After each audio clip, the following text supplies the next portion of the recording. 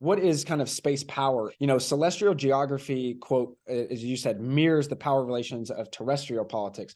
Really like that. I think one of the biggest things that you kind of put forth is that we live in a multipolar world. You know, it's really, space power is not, maybe it's dominated by, I think you used a group, I think the space group or something, the six kind of big. And then there's a lot of, you know, smaller countries and organizations that follow suit. So how can we think about space power and what that means?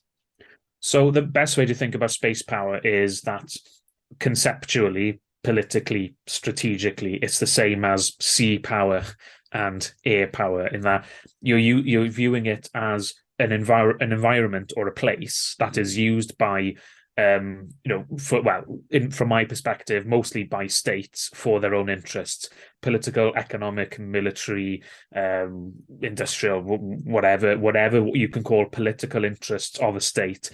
They're using space, and especially Earth orbit, for their own interests, as they are using other environments or on Earth. So space is not politically special or unique in that regard.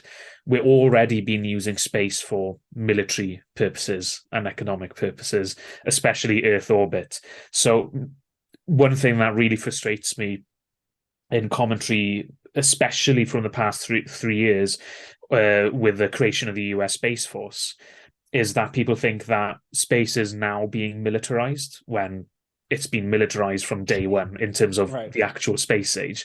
The first thing to technically go into space was a V2 rocket. But that's quite a pedantic point. But if it wasn't for the military rationales behind rockets and satellites, so for nuclear weapons delivery and spy and communication satellites for military purposes, we would not have had the space age that we did.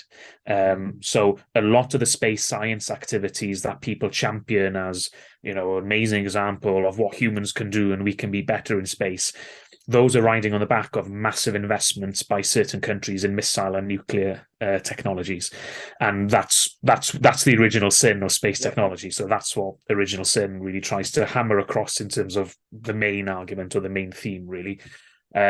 So that is sort of the key point, really, of Original Sin, and hopefully one that it changes people's perspectives on space who are quite new to space or have only looked at space from the exploration and science angles.